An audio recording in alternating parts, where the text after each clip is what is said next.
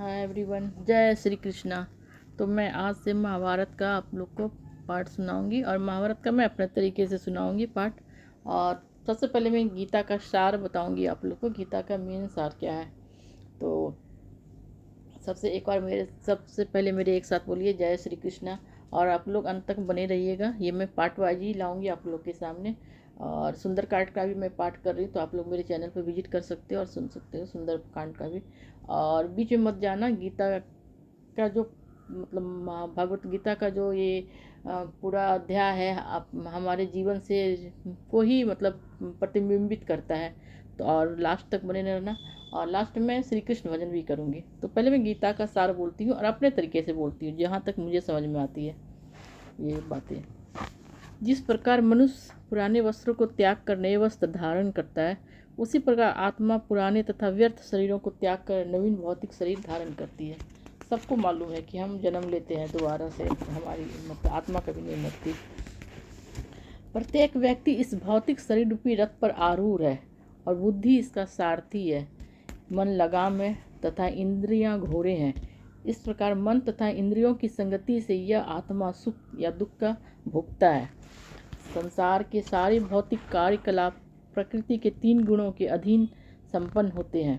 यद्यपि प्रकृति के 3 गुण परमेश्वर श्री कृष्ण से उद्भूत हैं, फिर भी भगवान श्री कृष्ण उनके अधीन नहीं होते।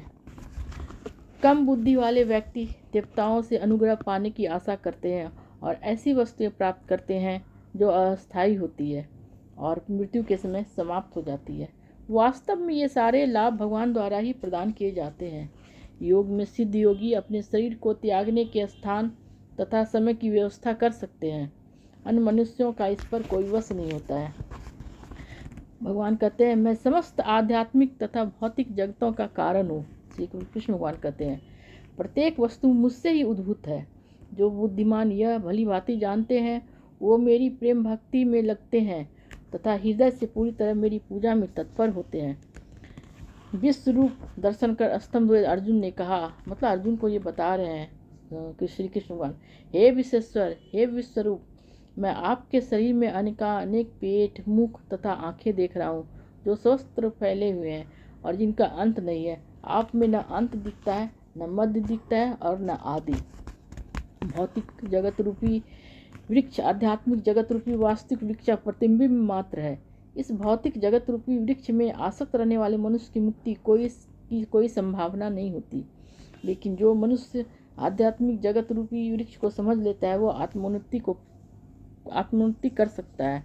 मृत्यु के समय जीव द्वारा विकसित की गई चेतना उसे दूसरे शरीर में ले जाती है। यदि जीव ने अपनी चेतना पशु जैसी बना रखी है, तो उसे पशु का प्राप्त होना निश्चित है। और प्रत्येक जीव के हृदय में मैं आसीन हूँ और मुझसे ही स्मृति, ज्ञान तथा विस्मृति होती है। मैं ही वेदों के द्वारा जानने योग्य हूँ। निसंदेह मैं वेदांत का संकलन करता तथा समस्त वेदों का जानने वाला हूँ। ऐसा भगवान श्री कृष्ण कहते हैं। सदैव मेरा चिंतन करो, मेरे भक्त बनो, मेरी पूजा करो और मुझे नमस्कार करो। इस प्रकार तुम निश्चित रूप से मेरे पास आओगे, मैं तुम्हें वचन देता हूँ, क्योंकि तुम मेरे परम प्रिय मित्र हो। इस सृष्टि का अपना निजी नियत काल होता है, जिसका निर्धारण परमेश्वर की शक्ति द्वारा हुआ है। और जब यह काल पूर्ण हो जाता है, तो उस पूर्ण को पूर्ण व्यवस्था से इस क्षणभंगुर सृष्टि का विनाश हो जाता है। क्षुद्र जीवों के लिए यह सुविधा मात्र है प्राप्त है कि पूर्ण की अनुभूति करें। सभी प्रकार की अपूर्णताओं का अनुभव पूर्ण विषय ज्ञान की अपूर्णता के कारण है। इस प्रकार भगवत गीता में वैदिक विद्या का पूर्ण ज्ञान पाया जाता है। अभी मैं पहले अध्याय से आप लोग को सुनाऊंगी। मतलब इसका जो पहला अध्याय है, कुरुक्षेत्र के युद्ध स्थल में जो सैन्य निरीक्षण होता है, तो उसका मैं संस्कृत में थोड़ा सा पढ़ूंगी और थोड़ा शॉर्ट में मैं कोशिश करूँगी आप लोग को उसका मतलब बताने के लिए।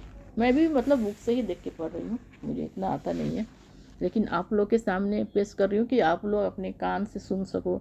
क्योंकि सब लोग ऐसे बैठते तो नहीं है पढ़ने के लिए श्रीमद् भागवत गीता। तो अगर आप कभी मोबाइल ऑन करो तो ये आपको सुनने का मन हुआ तो आप सुन सकते हो, इसका आनंद उठा सकते हो। और जीवन का क्या सार है, भगवत गीता तो प्रैक्टिकल लाइफ को बताता है, तो ये जानना हमारे लिए अति आवश्यक है। और जो चीज़ भी उसमें जितने भी नियम कानून बताए गए हैं, सब अपनी ज़िंदगी से रिलेटेड ही है।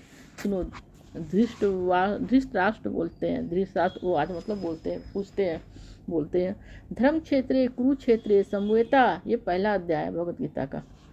धर्म क्षेत्रे कुरुक्षेत्रे समवेता यु युत्सव मामका पांडवाश्च किम कुर्वत संजय, मतलब पूछते हैं धृतराष्ट्र संजय से। संजय को तो दूर दृष्टि था, मालूम है आप लोगों को। तो ये संजय, धर्म भूमि कुरुक्षेत्र में युद्ध की इच्छा से एकत्र हुए मेरे तथा पांडु के पुत्रों ने क्या किया। इसका मतलब है क्या, आप देखो आप लोग, इसमें अगर मैं ज़्यादा में बड़ा मतलब विस्तार में बताऊं तो थोड़ा बड़ा हो जाएगा, इसलिए मैं शॉर्ट में बताना चाह रही हूँ आप लोग को। महाभारत में वर्णित धृतराष्ट्र तथा संजय की वार्ताएं इस महान दर्शन के मूल सिद्धांत का कार्य करती है। माना जाता है कि इस दर्शन की प्रस्तुति कुरुक्षेत्र के युद्ध स्थल में हुई, जो वैदिक युग से पवित्र तीर्थ स्थल रहा है। इसका प्रवचन भगवान द्वारा मानव जाति के पथ प्रदर्शन हेतु तब किया गया जब वे इस लोक में स्वयं उपस्थित थे, मतलब श्री कृष्ण भगवान उपस्थित थे इस लोक में, पृथ्वी लोक में। तो धर्म क्षेत्र सब सार्थक है, क्योंकि कुरुक्षेत्र के युद्ध स्थल में अर्जुन के पक्ष में श्री भगवान स्वयं उपस्थित थे। कौरवों के पिता धृतराष्ट्र अपने पुत्रों की विजय की संभावना के विषय में अत्यधिक संदिग्ध था। अतः इसी संदेह के कारण उसने अपने सचिव से पूछा। उन्होंने क्या किया? वो आश्वस्त था कि उसके पुत्र तथा उसके छोटे भाई पांडु के पुत्र कुरुक्षेत्र की युद्धभूमि में निर्णयात्मक संग्राम के लिए एकत्र हुए हैं। फिर भी उसकी जिज्ञासा सार्थक है।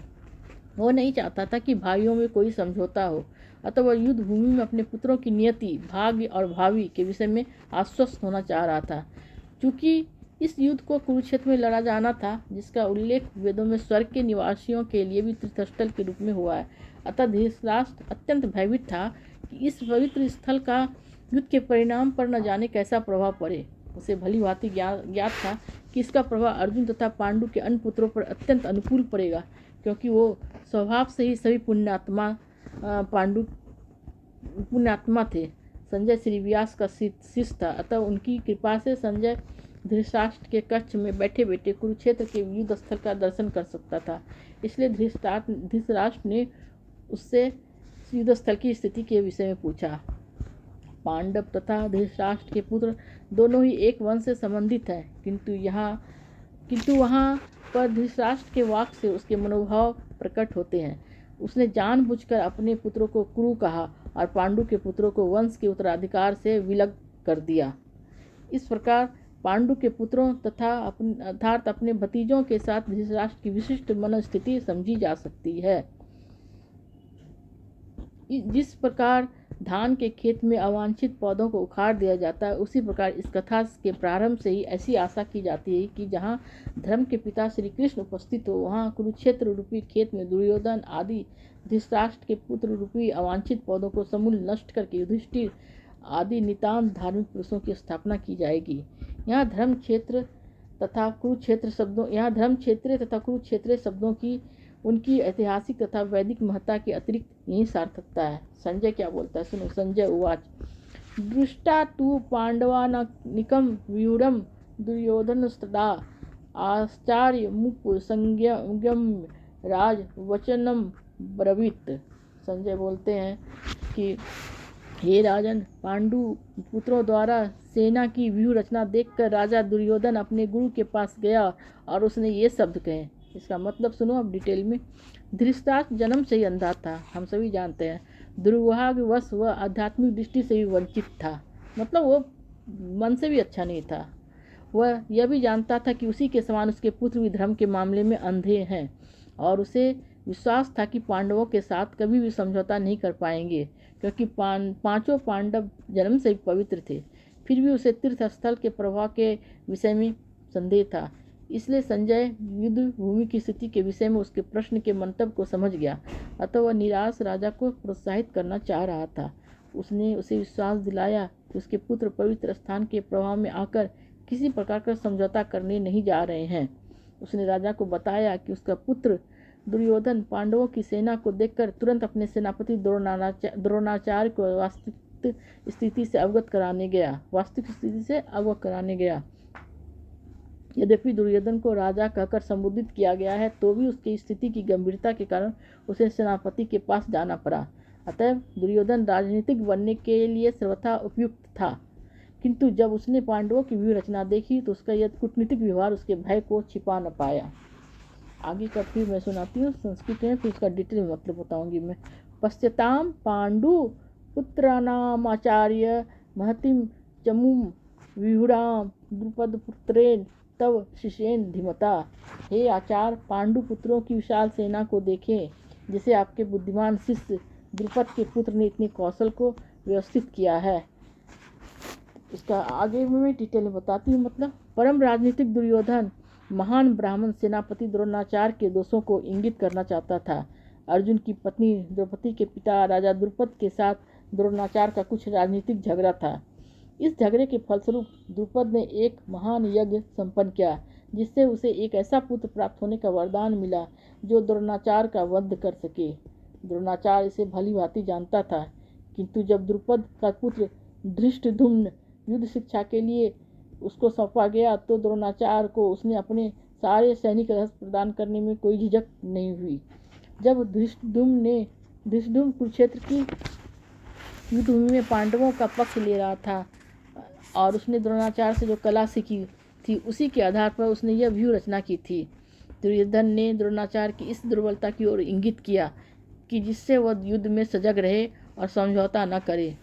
इसके कारण वह द्रोणाचार्य को यह भी बताना चाह रहा था कि वह अपने प्रिय शिष्य पांडवों के प्रति युद्ध में उदारता न दिखा बैठे, विशेष रूप से अर्जुन जिसका उसका अत्यंत प्रिय एवं तेजस्वी शिष्य था। दुर्योधन ने यह भी चेतावनी दी कि युद्ध में इस प्रकार की उदारता से हार हो सकती है।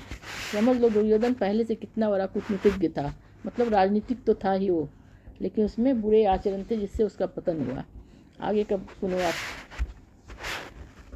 दोहा है मतलब संस्कृत में, आगे का दोहा नहीं संस्कृत में क्या है। अत्र सूरा महेश्वासा भीमा अर्जुन समा युधि युधानो विराट द्रुपत्स महारथा। इस सेना में भीम तथा अर्जुन के समान युद्ध करने वाले अनेक वीर धनुधर हैं, मतलब धनुधारी हैं, यथा महारथी युधान विराट तथा द्रुपद। अब इसका मतलब सुनो डिटेल में। यद्यपि युद्ध कला में द्रोणाचार्य की महान शक्ति के समक्ष धृष्टद्युम्न महत्वपूर्ण बाधक नहीं था, किंतु ऐसे अनेक योद्धा थे जिनसे भय था। दुर्योधन इन्हें विजय पथ में अत्यंत बाधक बताता है, क्योंकि इनमें से प्रत्येक योद्धा भीम तथा अर्जुन के समान दुर्जय था। उसे भीम तथा अर्जुन का बल का ज्ञान था, इसलिए वह अन्य की तुलना इन दोनों से करता है। आगे फिर देखो है, धृष्ट केतु स्कितान काशी राजस्व वीरवान पुरुजित कुंती भोजस्य शैवस्य नरपुरम। मतलब इसका है, इसके साथ ही धृष्ट केतु से कितान काशीराज पुरुजित कुंती भोज तथा शैव जैसे महान शक्तिशाली योद्धा भी है। मुझे लगता है जितने मैं अभी पढ़ रही हूँ डिटेल में, इतना मतलब मुझे भी भगवत गीता का ज्ञान नहीं था, मतलब क्या इतने सारे कैरेक्टर इतने सारे चरित्र हैं। अभी मैं जब पढ़ रही हूँ तो मुझे समझ में आ रहा है कि कितने सारे कैरेक्टर्स हैं, और मतलब बेसिकली हम लोग मेन गीता का ज्ञान ही पढ़ते हैं, तो अभी मुझे ही पढ़ने का मौका लग रहा है आप लोग को सुनाने के बहाने। आप लोग जरूर से जरूर सुनो। युधामन्युचुम विक्रांत उत्तमोजास्त्र वीरवान सभद्रो द्रौपदयास्त्र सर्व एव महारथा। इसका मतलब है पराक्रमी युधामन्यु अत्यंत शक्तिशाली, उत्तमोजा सुभद्रा का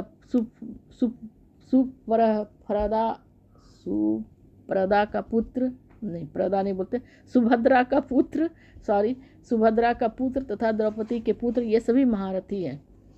उसके बाद फिर है संस्कृत में, अस्माकं तु विशिष्टा ते तान्नि बोध द्विजोतम नायका मम सैन्यस्य संगार्थम तावरिमिमि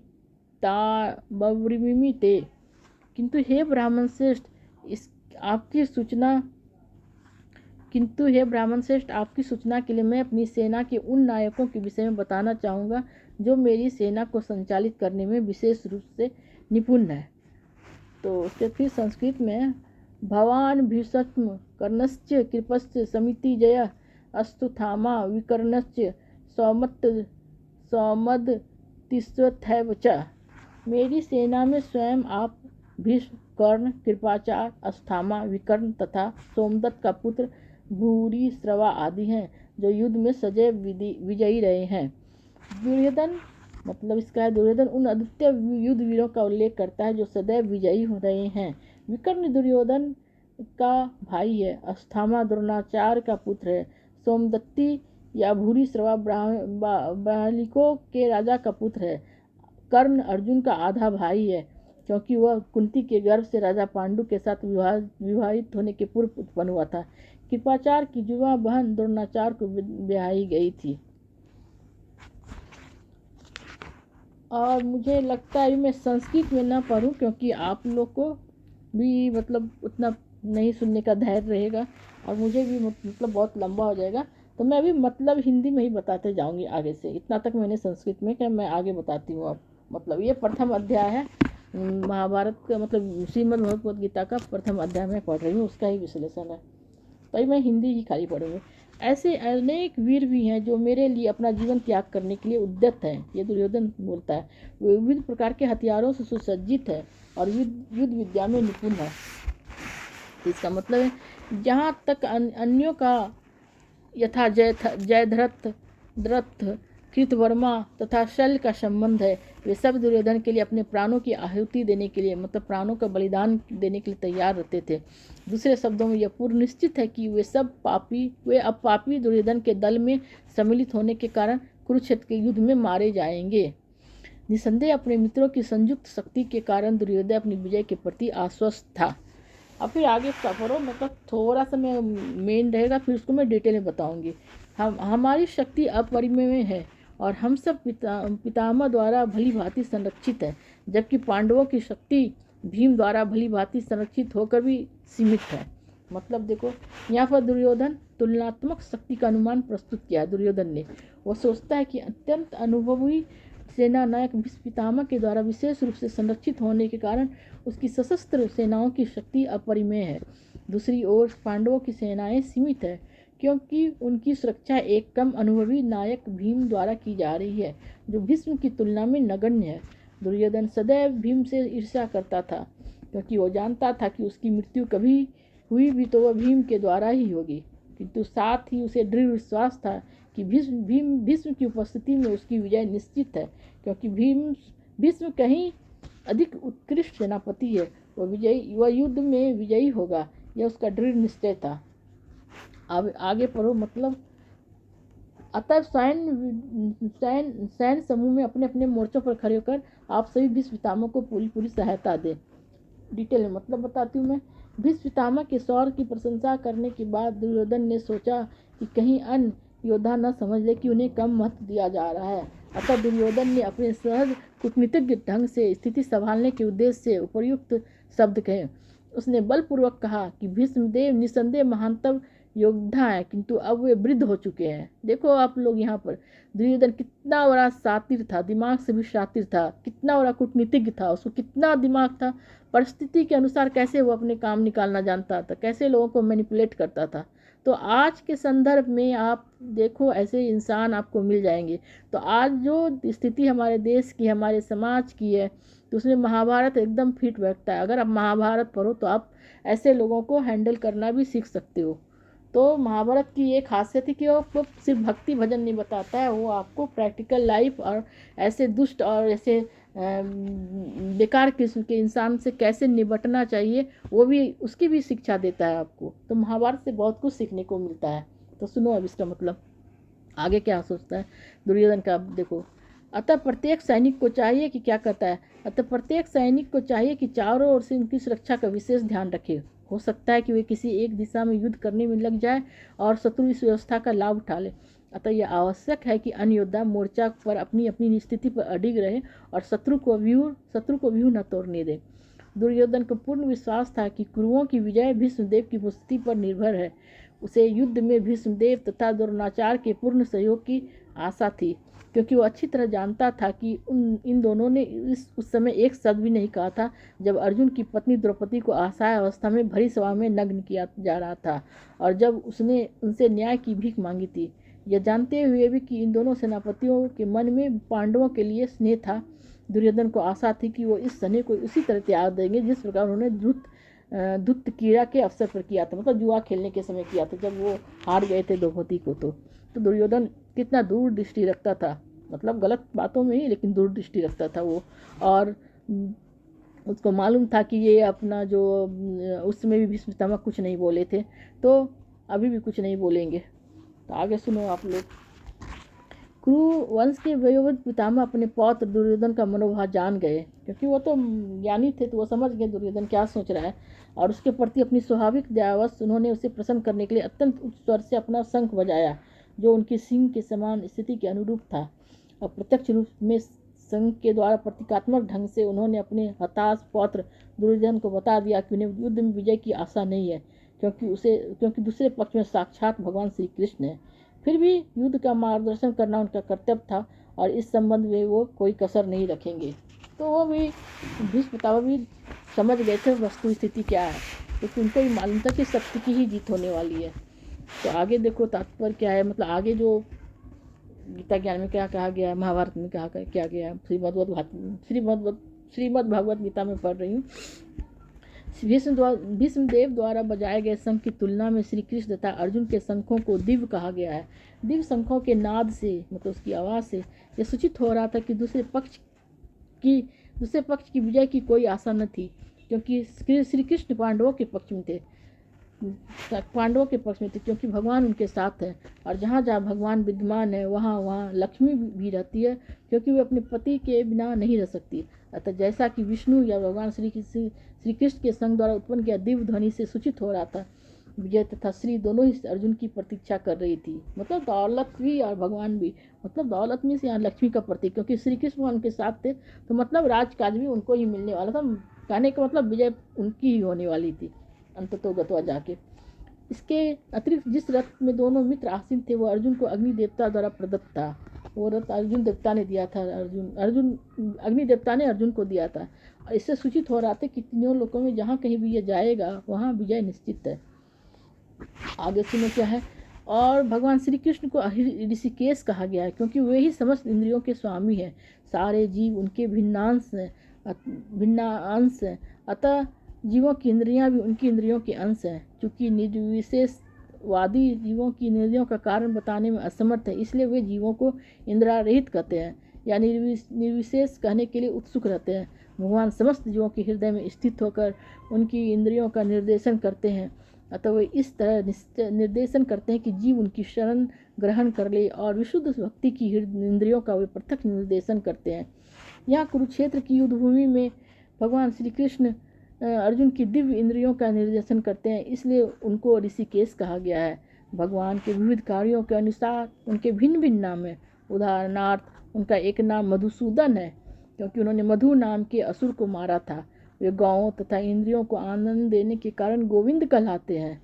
वसुदेव के पुत्र होने के कारण इनका नाम वासुदेव है।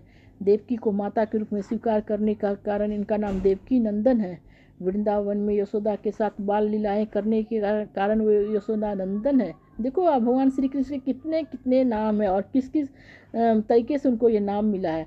अपने मित्र अर्जुन का सारथी बनने के कारण पार्थ सारथी हैं। इसी प्रकार उनका एक नाम ऋषिकेश है, क्योंकि वो उन्होंने कुरुक्षेत्र के युद्धस्थल में अर्जुन का निर्देशन किया था। इस श्लोक में अर्जुन को धनंजय कहा गया है, क्योंकि जब उनके बड़े भाई को विभिन्न यज्ञ संपन्न करने के लिए धन की आवश्यकता हुई थी, तो उसे प्राप्त करने में उन्होंने सहायता की थी। इसी प्रकार भीम वृकोदर कहलाते हैं, क्योंकि जैसे वे अधिक खाते हैं उसी प्रकार से अति मानवीय कार्य करने वाले हैं, जैसे हिडिम्बासुर का वध।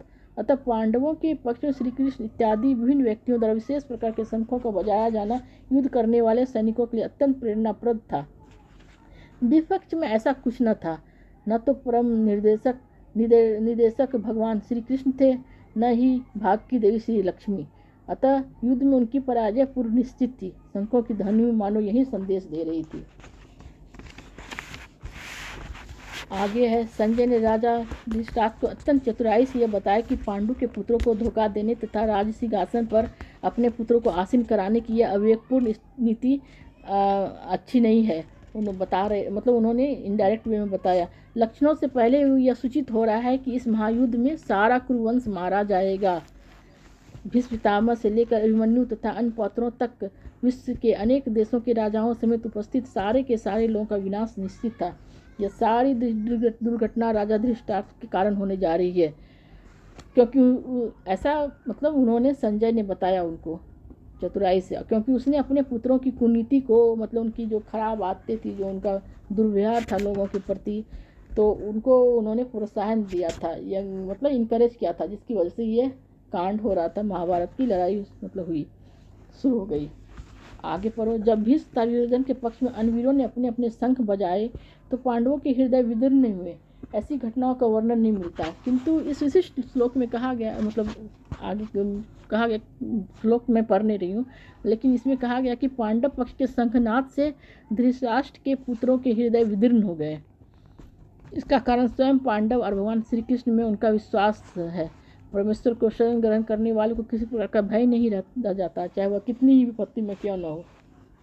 आगे युद्ध प्रारंभ होने ही वाला था, मतलब ये कि पांडवों की सेना अप्रत्याशित, उसके क्या किया पांडवों की सेना ने, शुरू होने वाला था तो उसके पहले पांडवों की सेना की अप्रत्याशित व्यवस्था से धृतराष्ट्र के पुत्र बहुत कुछ निरुत्साहित थे। पहले से वो निरुत्साहित हो गए थे, देखिए, क्योंकि युद्ध में पांडवों का निर्देशन भगवान श्री कृष्ण के आदेश अनुसार हो रहा था। अर्जुन की ध्वजा पर हनुमान का चिन्ह भी विजय का सूचक है, क्योंकि हनुमान ने राम तथा रावण युद्ध में रावण की सहायता की थी, जिससे राम विजयी हुई थी। इस समय अर्जुन की सहायता के लिए उनके रथ में राम तथा हनुमान दोनों उपस्थित थे। भगवान श्री कृष्ण साक्षात राम है, और जहाँ भी राम रहते हैं वहाँ उनका नित्य सेवक हनुमान होता है, तथा उनकी नित्य संगिनी वैभव की देवी सीता उपस्थित रहती है। अतः अर्जुन के लिए किसी भी शत्रु से भय का कोई कारण नहीं था। इससे भी अधिक इंद्रियों के स्वामी भगवान श्री कृष्ण निर्देश देने के लिए साक्षात उपस्थित थे। इस प्रकार अर्जुन को युद्ध करने के मामले में सारा परामर्श प्राप्त था, मतलब अच्छी उनको गाइडलाइंस मिलने वाली थी इस महाभारत युद्ध में। ऐसी स्थितियों में जिनकी व्यवस्था भगवान ने अपने शाश्वत भक्त के लिए की थी, निश्चित विजय के लक्षण स्पष्ट थे। बस मैं आज इतना तक ही सुनाती हूँ। ये पहला अध्याय है मतलब श्रीमद् भागवत गीता का, लेकिन मैं थोड़ा सा इसका पार्ट सुना रही हूँ, अगले एपिसोड में कंटिन्यू करूँगी। और मैं सिर्फ अभी मतलब हिंदी में ही समझाऊंगी आप लोग को, क्योंकि मुझे भी समझ में नहीं आता है। संस्कृत अगर पढ़ूँ तो बहुत टाइम भी जाता है, और मतलब उच्चारण भी सही नहीं हो पाता है मेरे से भी, तो मैं हिंदी में ही समझाऊंगी। आप लोग मतलब इसको आनंद पूर्वक सुनो। भगवान श्री कृष्ण की महिमा है ये। और अब भगवत गीता जो है, अपना महाभारत जो है, तो हमारे जीवन से रिलेटेड है। मतलब आप इसको अगर अपने ज़िंदगी में आत्मसात कर लो, पाप कर्मों से डरो, किसी का हक मारने से, संपत्ति मारने से डरो, नहीं तो विनाश आपका निश्चित है, देर से लेकिन कभी ना कभी तो विनाश होगा, ऐसा होता है। तो मैं ये महाभारत को, अभी मुझे हंसी भी आ रही है, क्योंकि ज़िंदगी में ऐसे लोग भी मिल जाते हैं, हमें आपको सबको मिल जाते हैं, आसपास देखोगे ऐसे लोग होते हैं। तो इसलिए ये कर्म को प्रधानता देता है। महाभारत जो है, श्रीमद् भगवद गीता जब हम पढ़ते हैं तो वो कर्म की तरफ इंगित करता है कि अच्छे कर्म करो, बुरी कर्म से दूर रहो। बस अभी मैं श्री कृष्ण का नाम लेती हूँ, आप लोग मेरे साथ श्री कृष्ण भजन करो। हरे रामा हरे कृष्ण कृष्ण कृष्ण हरे हरे, हरे राम हरे राम हरे कृष्ण कृष्ण कृष्ण हरे राम हरे कृष्ण हरे राम